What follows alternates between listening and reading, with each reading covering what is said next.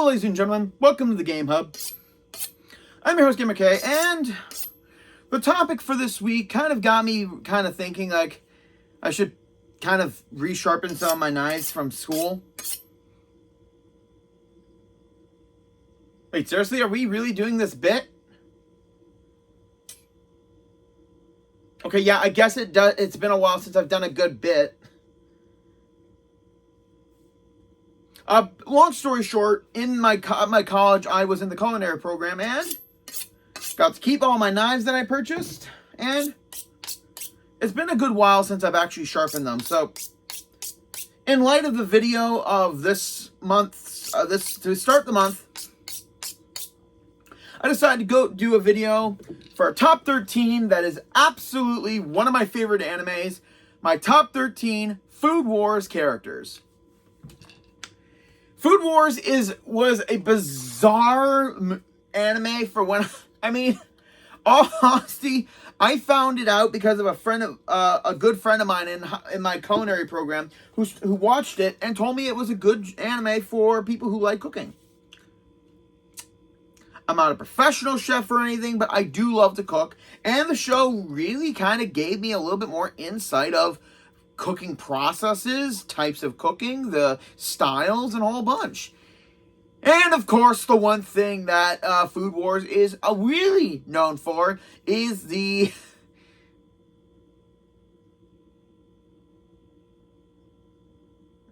basically that. So now it is time for me to do my top 13 favorite characters. Now, I'm going to do this one thing. For obvious reasons, Soma is off the list because, come on, how can Soma never be on the top list?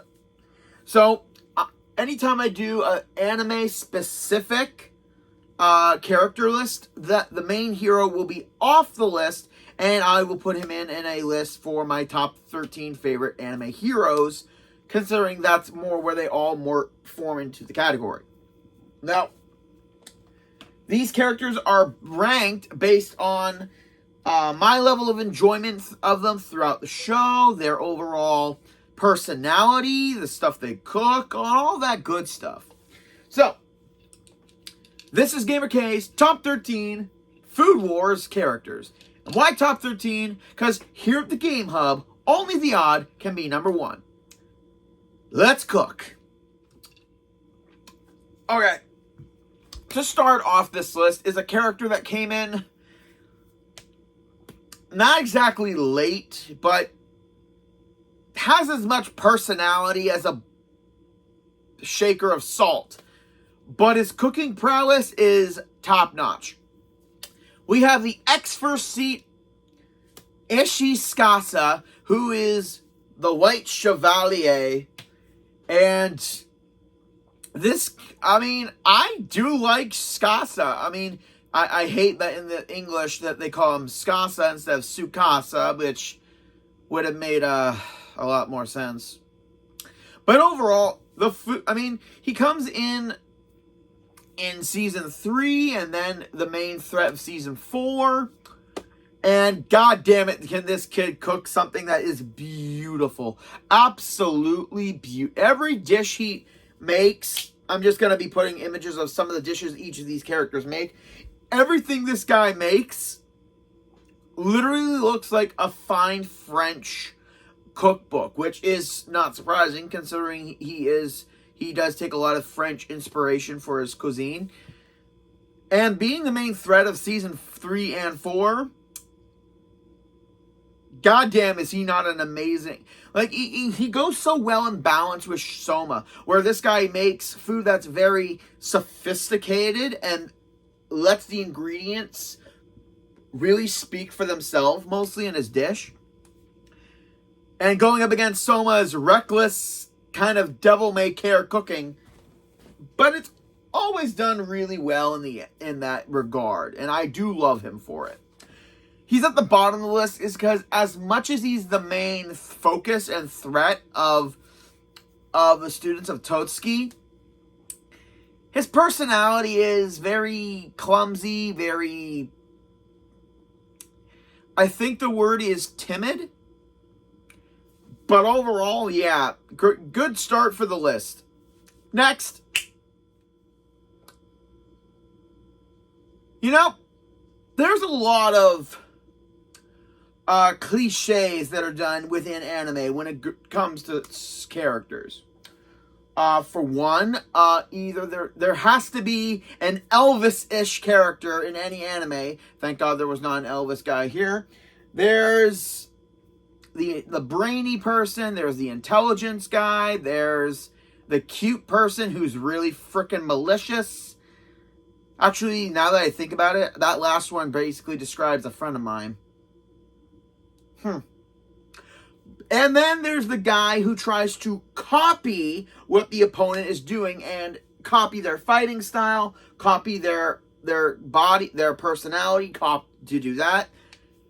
And this show, oh boy, did they not do it. Did they do it fantastic? And did they not make him a great character later on?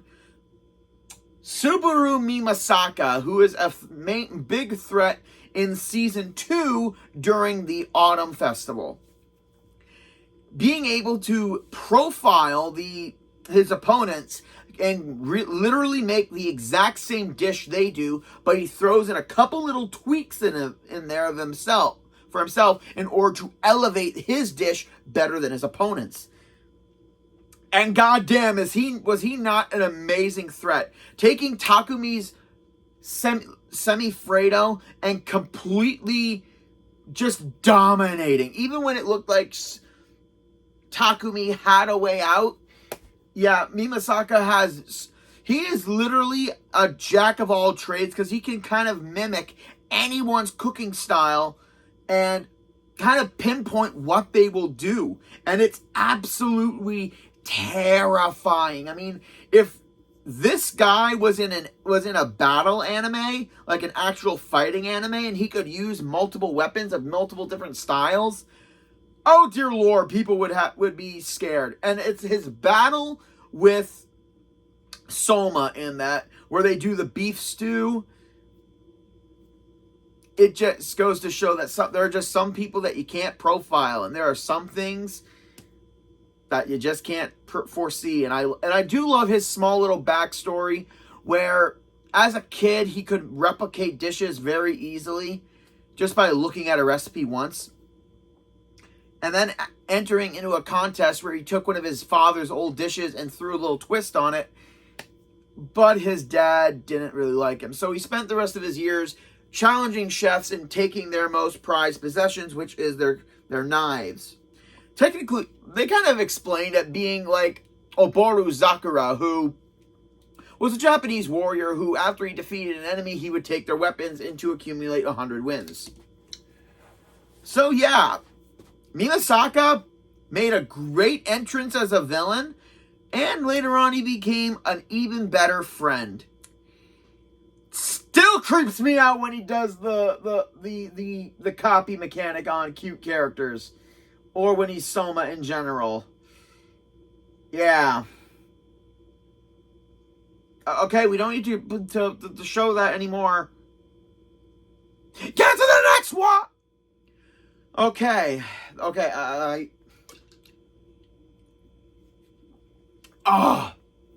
needed that after that. Next on the list is another member from Season 3 and Season 4. I love her, but at the same time, she didn't really get as much attention as I would have liked. And this chef is as savage as the ingredients she cooks with. I am talking about my fiery redhead, because obviously every frickin' anime needs a fiery redhead with an over-the-top personality. We have Rindo Kobayashi, who is another former member of the Council of 10. And goddamn, the stuff she cooks makes me want to try exotic foods more often. I mean, I've tried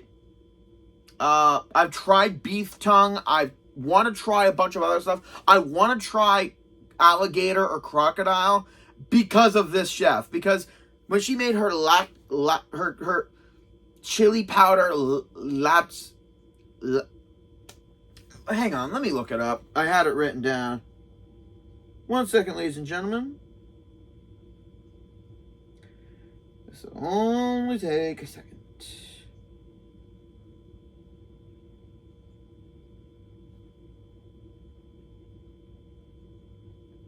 Okay, this might take a little bit longer.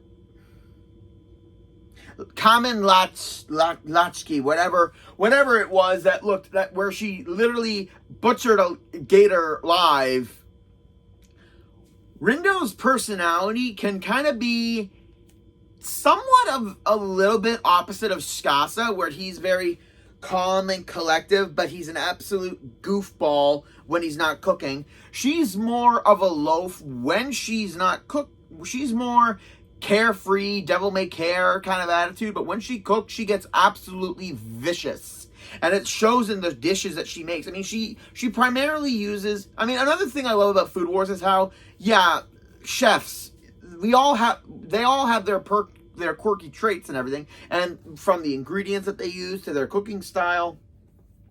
But I love it how every single character here has that, but amplified. For example, she primarily likes to use really exotic ingredients. And it's pretty much known that she goes to exotic locations to discover wild ingredients. And it's not black market stuff where it's illegal, but it's more like exotic ingredients that no one really goes to get a lot. And I do love a majority of her dishes. I mean, it literally makes me want to try something exotic. But she just cooks with a fiery passion. And I do love during Soma's fight with Chef Izan when he made the stuffed chicken wings. I love how she's a member of the bad guys, but she doesn't cheat. She doesn't want Soma to lose. I mean, she does, but at the same time, she wanted a bite of whatever he was cooking because she's a woman who loves food, no matter who's cooking it. To her, alliances don't matter. As long as the food is good, she don't give a damn what you're doing. And that's why I love her. But at the same time, I just wish that she had a little bit more personality or build up. I mean, she's excluded from season 5 because she's, out in the wild, but we got Skasa back, which I would have loved it if Skasa and Rindo were switched in that. And I do love the chemistry that they have together. He's so calm and collective, and the White Knight, she's the savage warrior, and I absolutely love that connection between them. Really, really good, Rindo. Really, really good. All right, at number 10...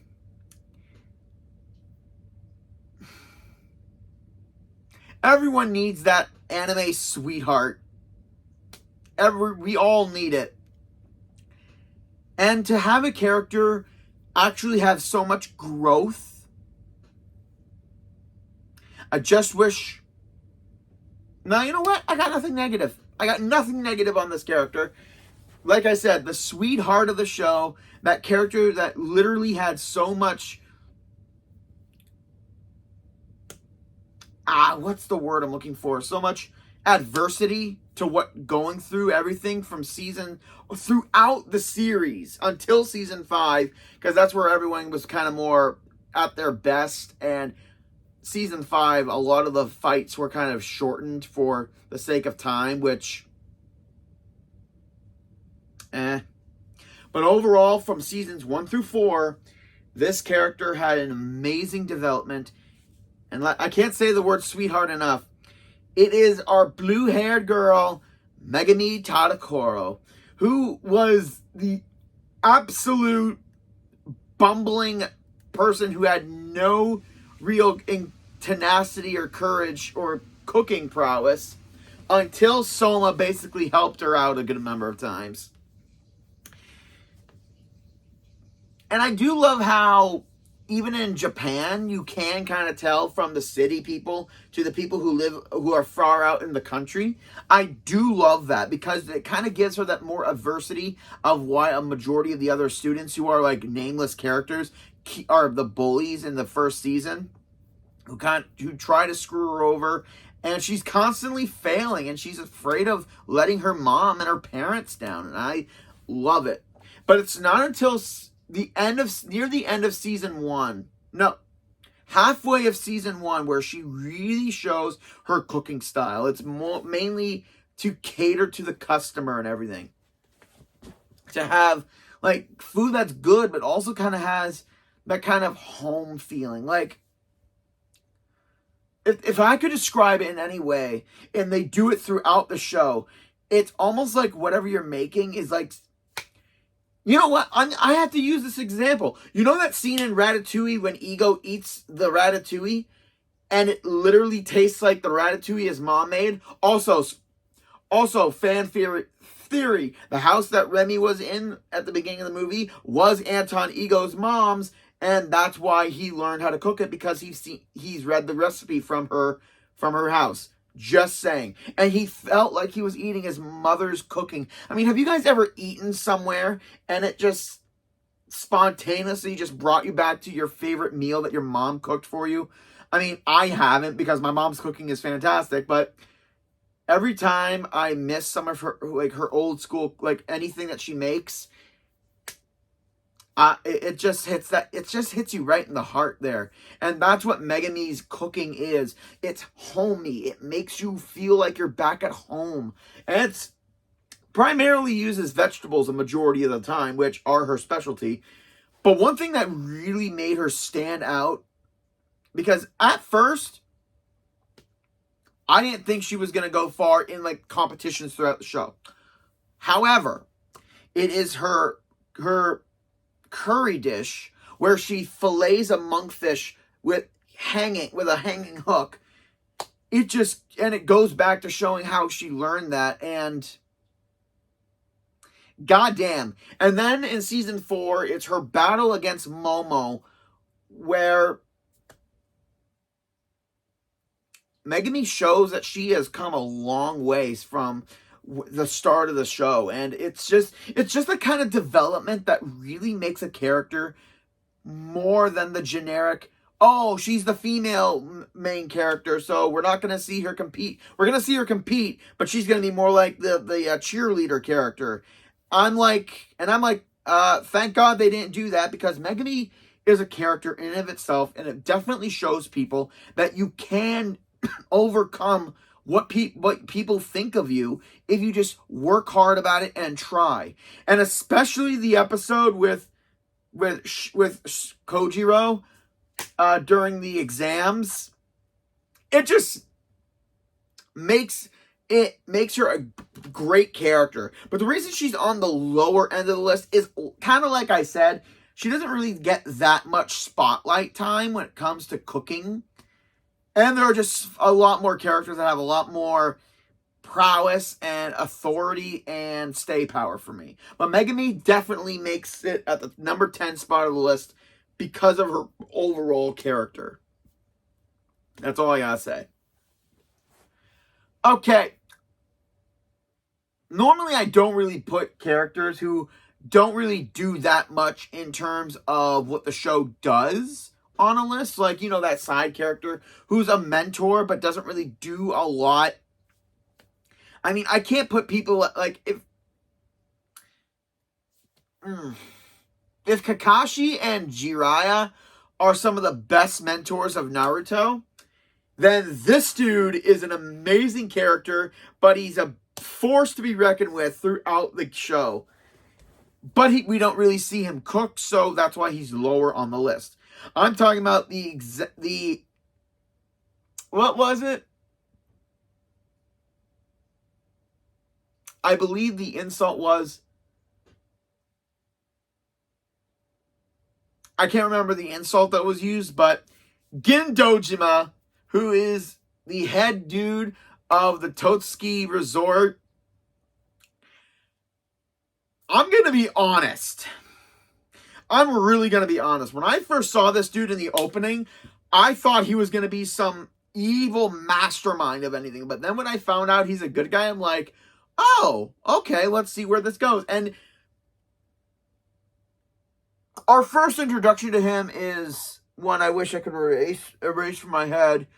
Like, oh my god, this guy's built more than Terry Crews.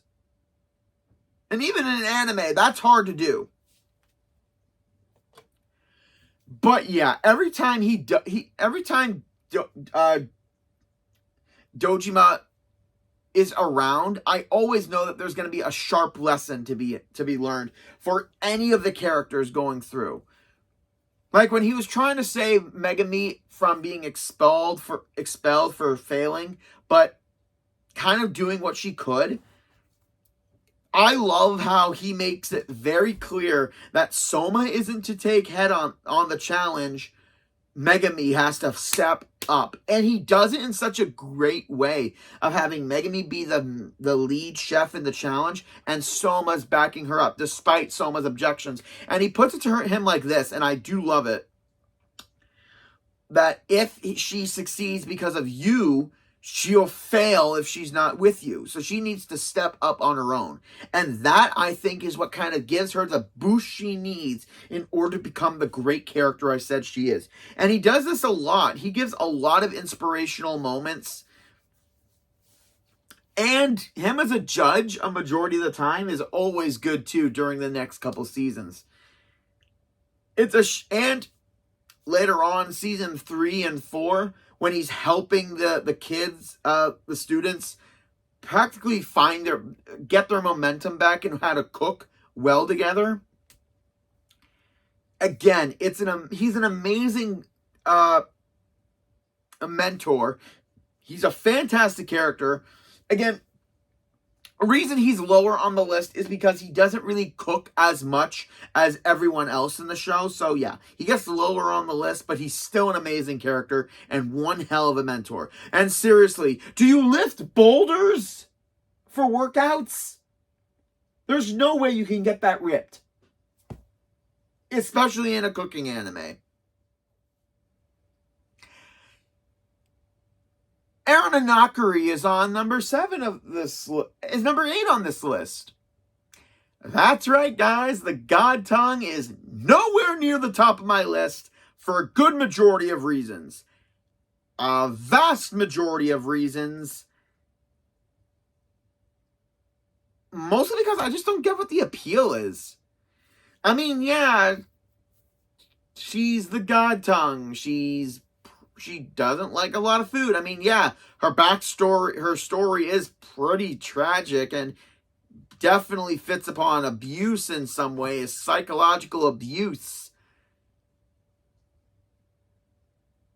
But overall, I still like her as a character, but not as much as other characters.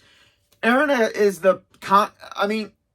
she kind of falls under a stereotype of the character role that basically is not a rival, but more of an obstacle for the main hero to tackle. And she's just constantly telling Soma his food is disgusting when it's absolutely delicious. Because she doesn't want to feed you his ego because she prefers high cuisine instead of diner slop. I'm going to be honest. If there ever opens a restaurant like Soma's, a diner anywhere near my house, I would go there 10 times a week instead of going to a high price restaurant for one day. Yeah, if it's good and cheap, I'm going to eat it because I'm not picky at all when it comes to what I eat.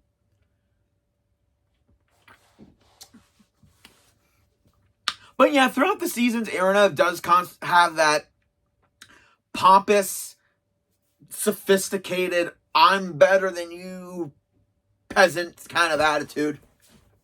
But it's not until the middle of season 3 where she finally lets go. She finally acts like a regular teenager. You know, regular being a loose term at this school. And she finally becomes a good person. And I just love everything about her. I mean, I do, but at the same time, she's low on the list. I mean, yeah, the food she cooks is fantastic. Like, it's got that high price sheen to it that a lot of dishes need. But then at the same time, I can count on one finger the number of times we actually see her cook.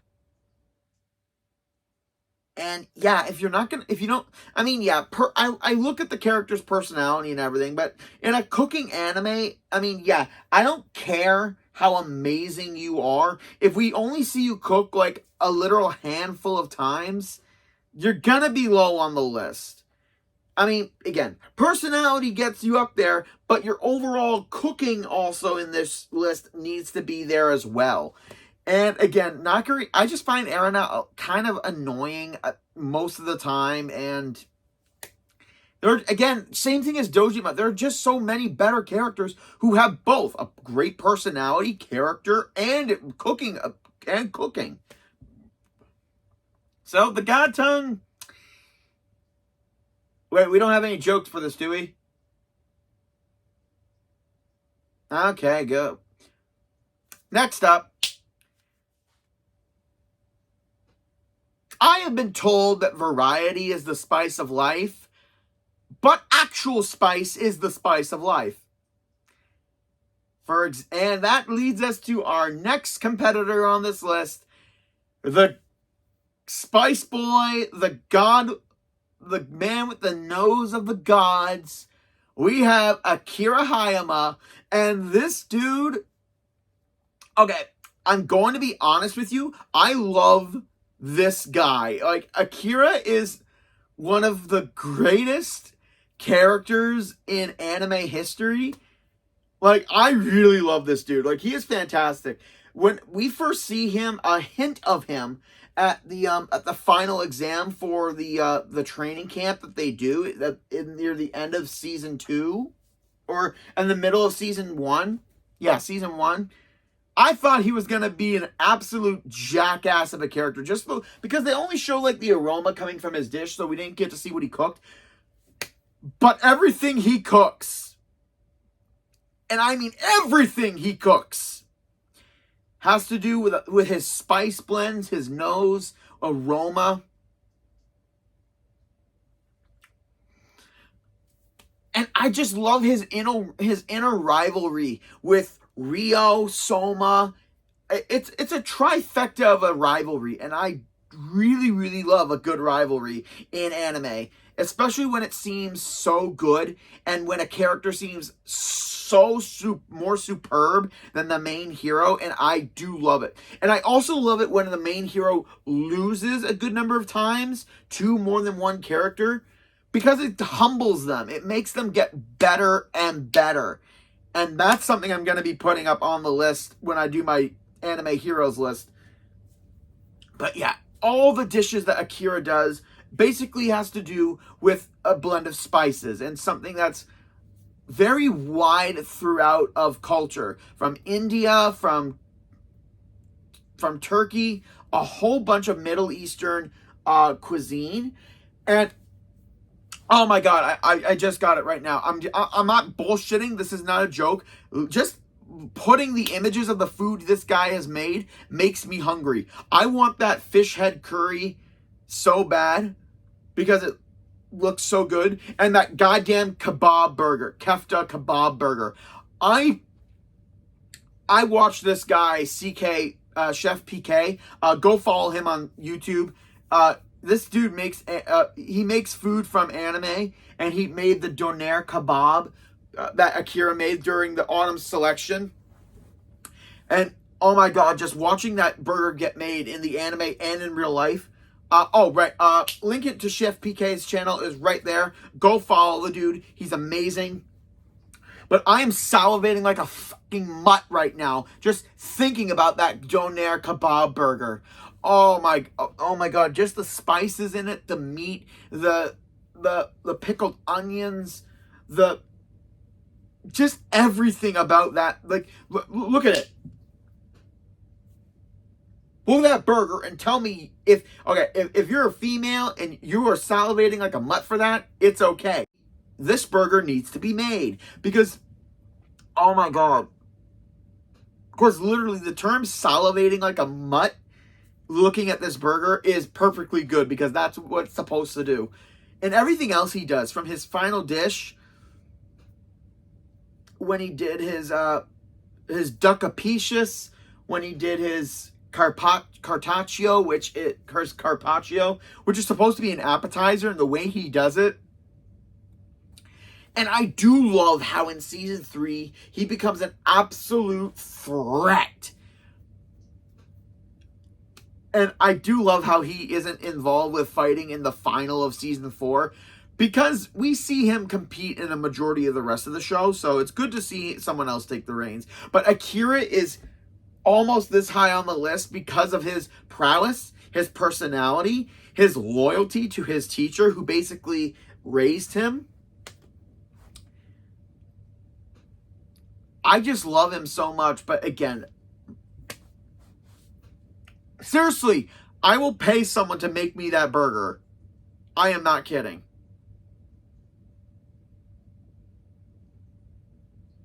Yeah, continue. I'm just gonna, yeah.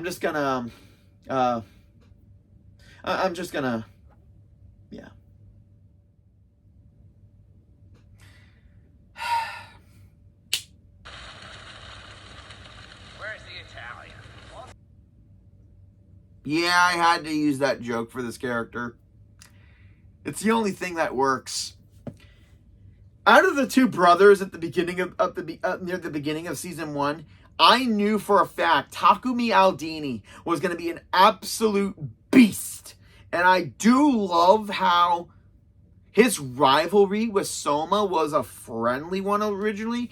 And I do love how he's kind of in contrast with Soma, being a teenager who has worked the kitchen, who has worked the line in his family's restaurant in Italy. And I do love how I just love his character. His personality is kind of aggressive, but not a-hole-ish. He just loves to, when he sees someone he sees as a rival, he just doesn't let them go until he gets a piece of beating them.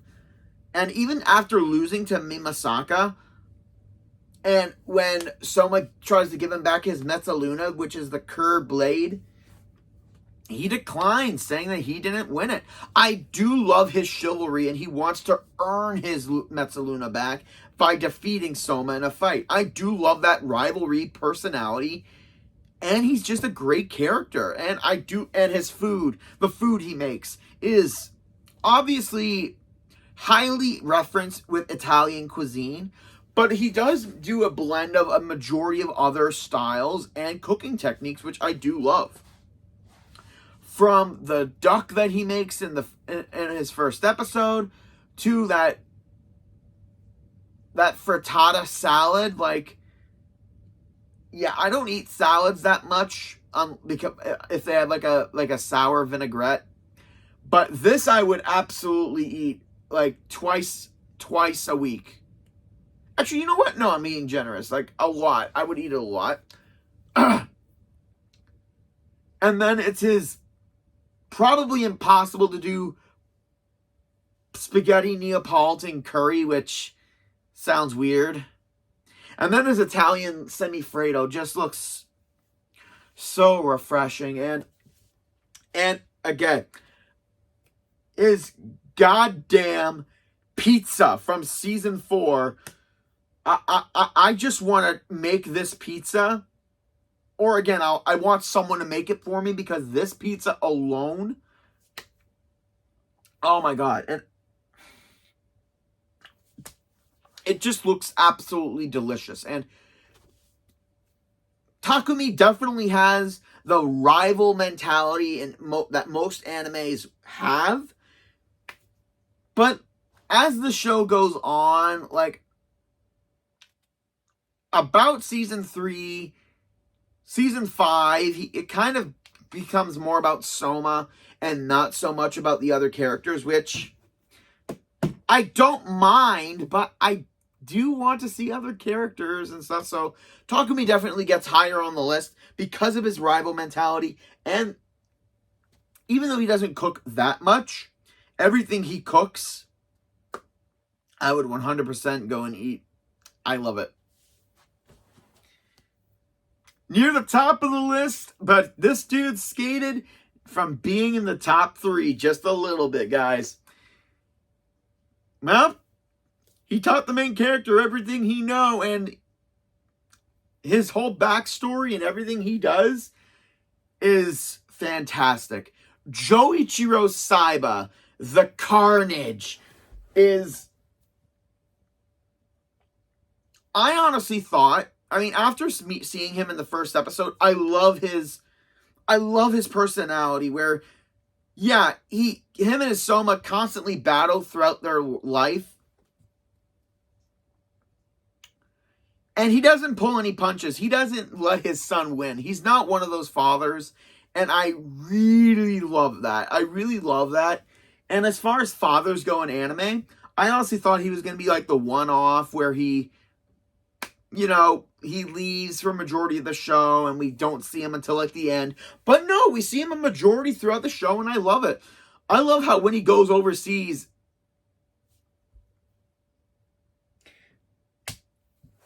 I'm going to be clear. This is how I knew Joichiro was going to be an amazing character. When he's cooking at his event,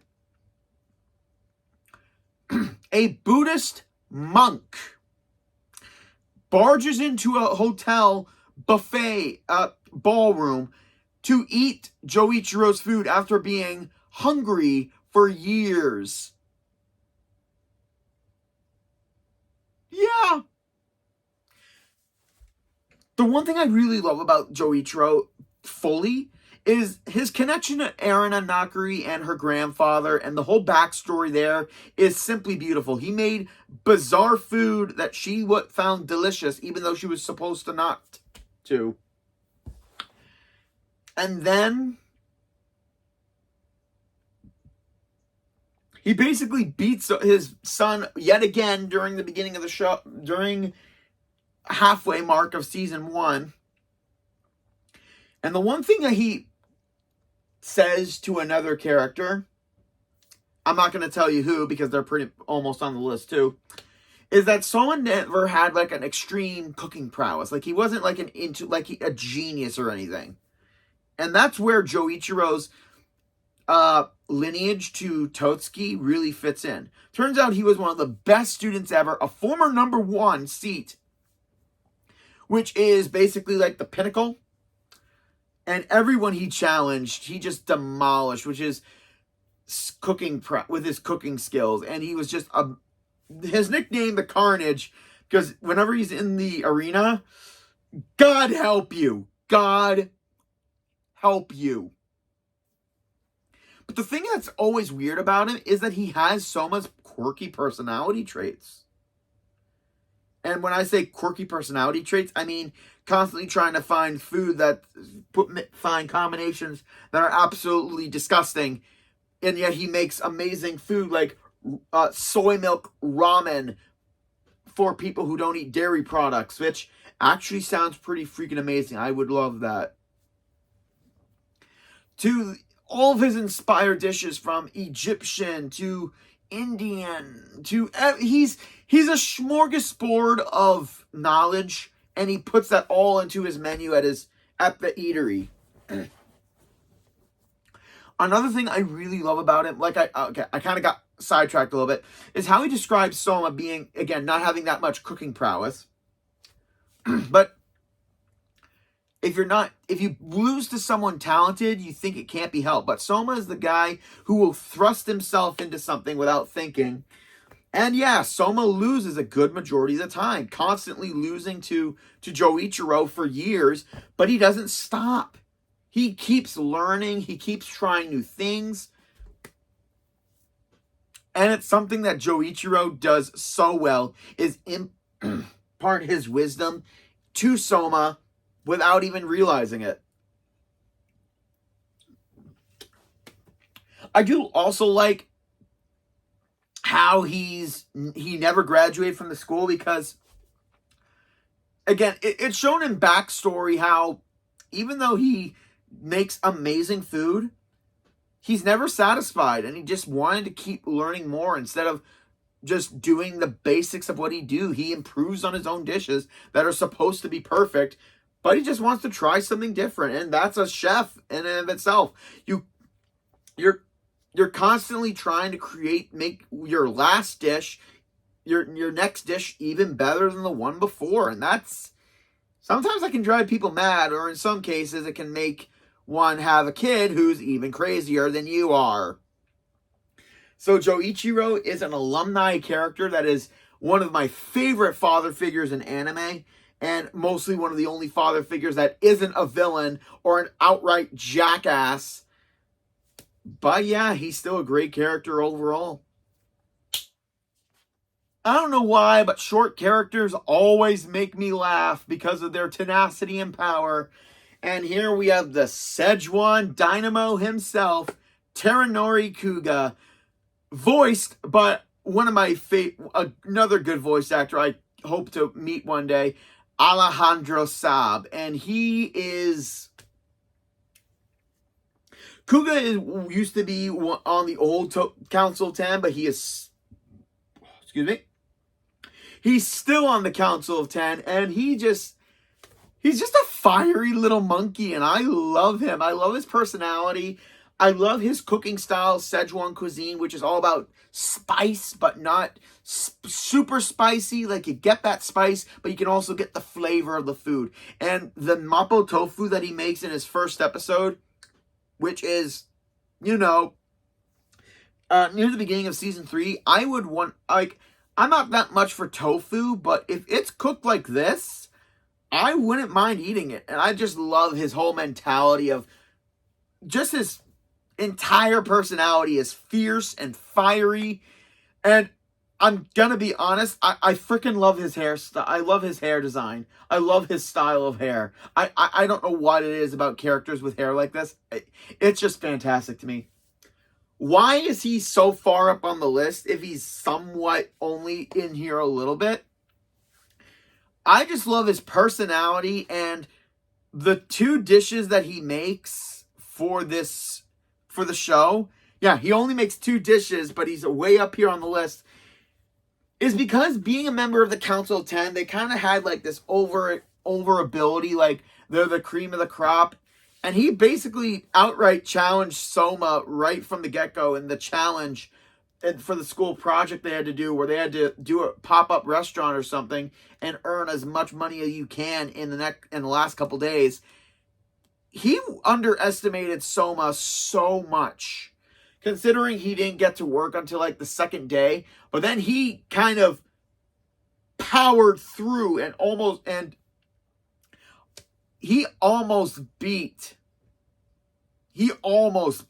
Soma. No, wait, Soma almost beat him. But Kuga just has that outright respect for Soma in more ways than one. And we can see that throughout near the end of season 3 and majority in season 4.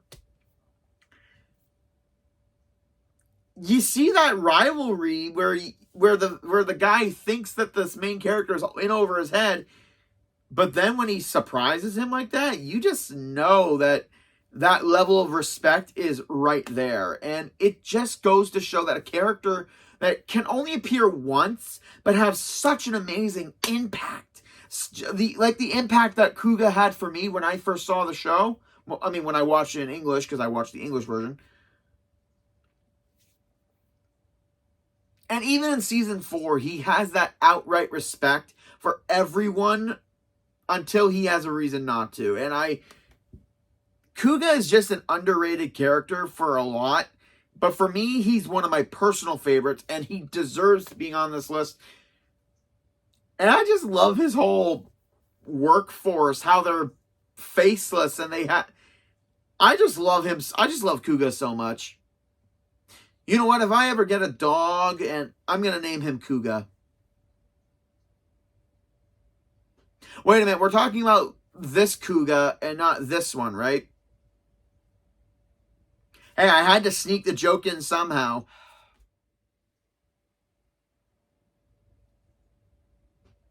I don't care. I'm not doing it. No. I sharpened my knives. I did certain jokes for other videos, but I'm not doing it. I don't care if it's what the character does. I'm not doing it. I can only hold out for so long. Oh, just a little FYI. No one can see this because of the glare. there's my Food Wars artwork that I got a couple of years ago. It's metal, and it's got a lot of my favorite characters. Just thought I'd break the tension because apparently the mysterious voice of my channel is telling me to wear nothing but an apron, because that's what the number 3 spot on this list, Satoshi Ishiki, does, but I don't care. I'm not doing it. I refuse to get naked for videos. Can we get on topic, please? Thank you. Okay. Full disclosure, I thought Ishiki was going to be a low-level character. I mean, yeah, when we first meet him, it's that whole nudity thing and how creepy he is. God. But the minute he makes food for Soma in his first episode,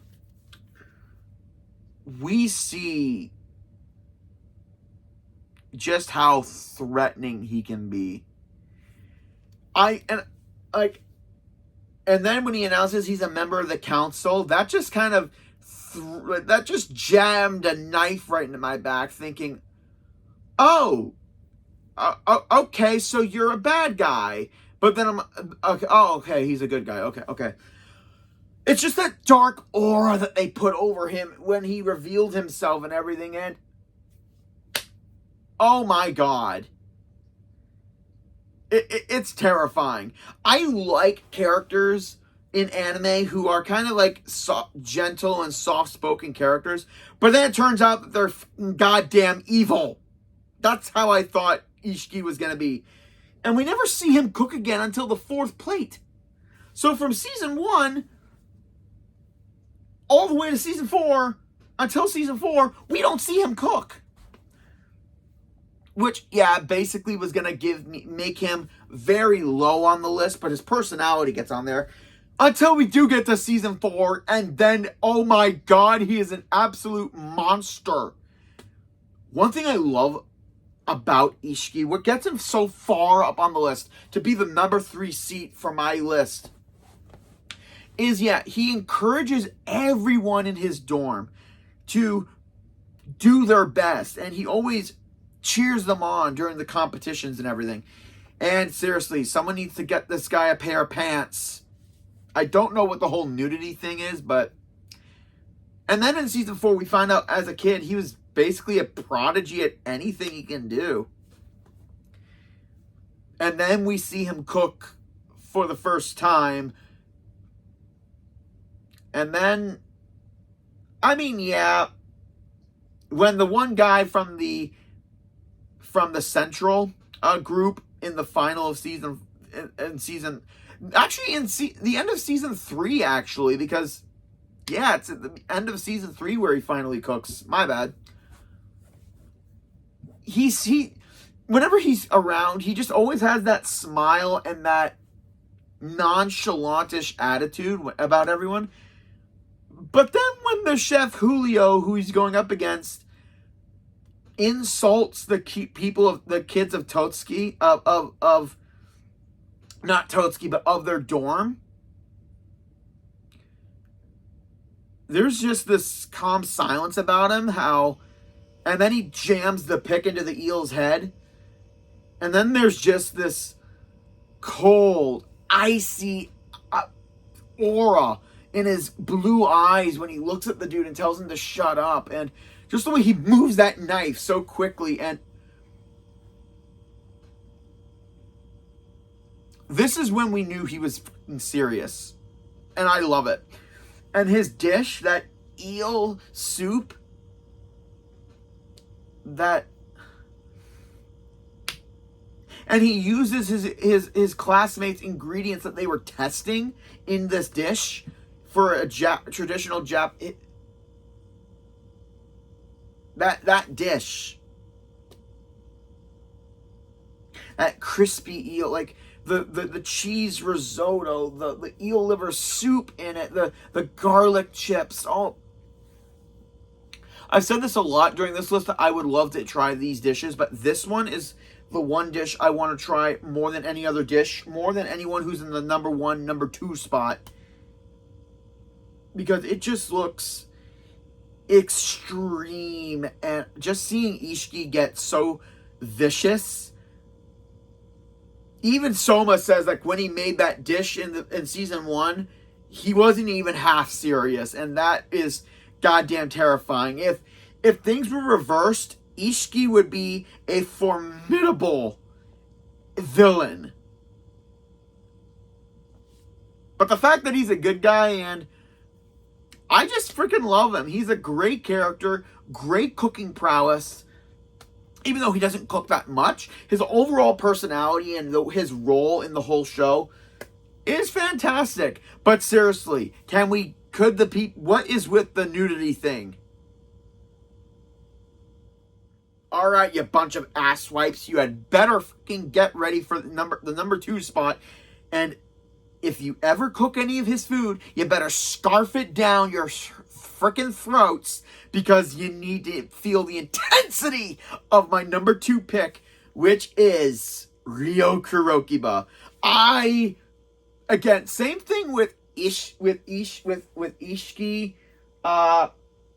Saiba, and Akira. My conceptions about Ryo were thrown right out of the gate when I first saw him cook. I mean, it's not until the fall selection where I really get to see the real him, because he just has these black makeup lines under his eyes, and he just seems so calm and everything, and he just seems like a chill, laid-back dude. And then he puts on his bandana, and it's like Jekyll and Hyde in the kitchen, and I love it. He gets so fierce. He gets so embroiled in the type of food he does. I mean, he primarily does seafood, and it's obviously shown through that season that everything we've seen him do until then is just enough to pass the course. But when he gets to the challenges and the food wars is where his tenacity, his tenacious cooking skills come out. And everything he does has such powerful flavor and just intense. Everything he makes, I want to eat, just like everyone on this list. From the eel madalote he makes, which made it on my list of my favorite dishes of Food Wars, and his kurubiak with salmon, which also made the list. And just everything else he makes that I'm not even mentioning. I want this dude to cook for me. I don't care how vicious he is. I don't care. The food looks great, and just the way he cooks, I kind of take a little lesson from everyone on the show, and when I see them do prep work and cooking, I just learn a lot more from how I do things from watching them.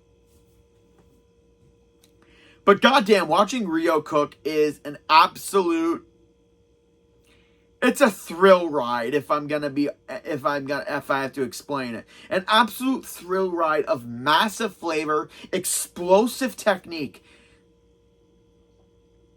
And it's all good fun. And just like Takumi and Soma, it's shown through backstory that he operated a restaurant when he was a kid on his own while he was leading a bunch of adults in the kitchen. And they listened to him. God damn it.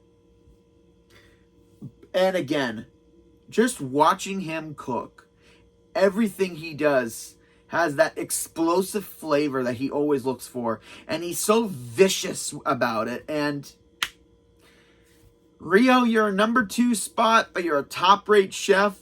But there's one character that made it on the top of the list.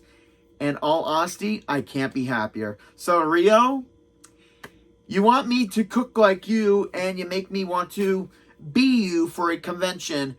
I'm just wondering if I can find a fake knife like this so I can use it, because obviously I can't bring this into a convention. Let's go to number 1.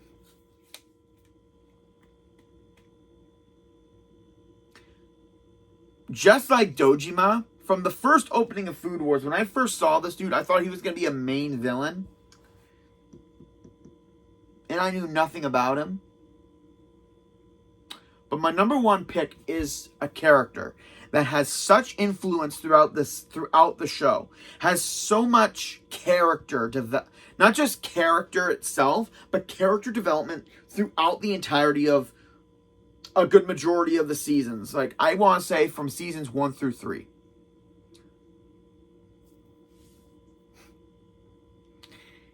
Listen to me, you little pissants. If you don't like my number one pick, you can just get out right now. Are you trying to ruin his restaurant? The Legume Magician, the Japanese French chef. You know what? You guys know who it is. I cosplayed as him a couple years ago. I dyed my hair for this character. I wore my chef's clothing in a hot room at September. So I love this guy more than any other Food Wars character. It's Kojiro Shinomiya, another former number one seat. Wow, that's 3 number one seats on this list. That's a coincidence. But overall, Kojiro starts off as this irritating, pompous chef who is an alumni who helps out with the training camp challenges. And right from the get-go, before they even start, he expels someone for having a fruity scented shampoo to hide his cooking. I'm like, damn, dude, you were able to smell that? Well, the guy who ate beans on the bus should run away. Kojiro's entire thing is just... He's a character that we know we're supposed to hate, but then in the end, some of us start loving him. His BS reasons for expelling Megumi at his challenge, it's an absolute BS reason, but it's his own reason. And then when Soma outright defies him and challenges this graduate to a food war in order to save Megumi, it makes a lot of people's lists of badass anime moments. And it made one of my lists too for one of my anime moments, and it's up there for a reason. And the fact that he blatantly, he doesn't cheat. He's not a cheater. He's just a jackass who wants people to do things his way. And after the fight with Megumi and Soma, he comes to realize that he's been a dick the entire time, and I really love it.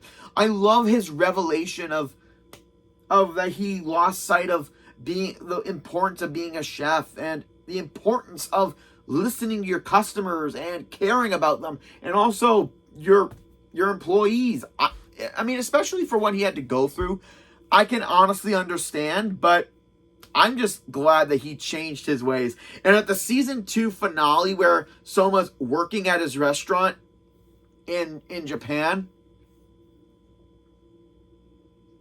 it's done so freaking well. And I do love how he found Soma a little bit irritating in the beginning, but then at the end of season 2, he kind of sees him as a protege a little bit. Just like with Dojima and Joichiro, Kojiro definitely learned more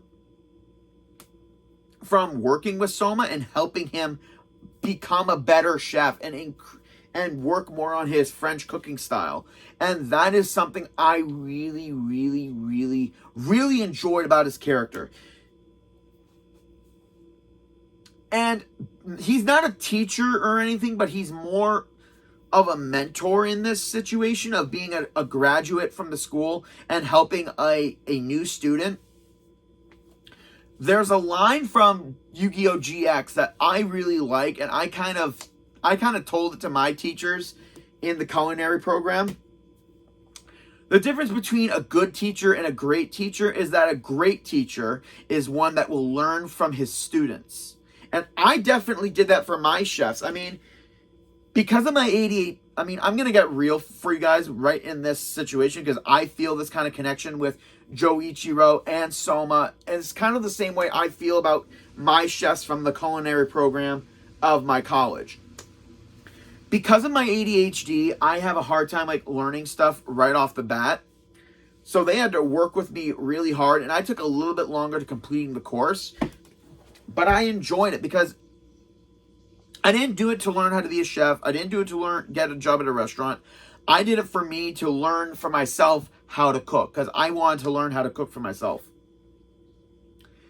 And they helped me out. And because of that, they've told me a number of times that even though I'm not one of the most gifted students in the kitchen or anything, I'll always be one of their most memorable students.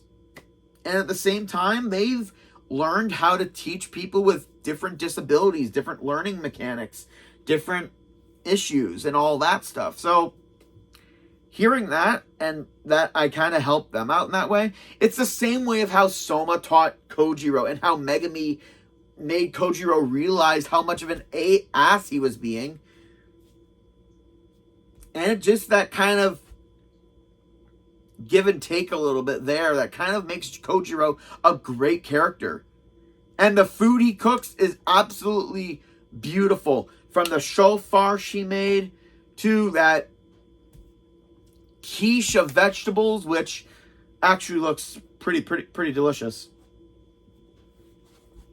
Just like Kuga and Ishiki, he doesn't cook that much throughout the show, but when he does, it's phenomenal. And I love his character development from the middle of season 1 to the end of season 2 and everything in between. And it just makes him an even more fantastic character. He's the number 1 spot of the Council of 10. And now he's the number 1 spot of my top of my Food Wars characters. Kojiro, I can't wait to be you again. And I can't wait to try one of your recipes. And that's it for this week, ladies and gentlemen. I really hope you guys enjoyed the list. Like, comment, subscribe down below. And join me next time, where we're doing a video. Hang on, what am I doing again? Ah, right. I almost forgot. Join me where it's back to my favorite villainous game, where Mother always knows best. This is Gamer K, logging out.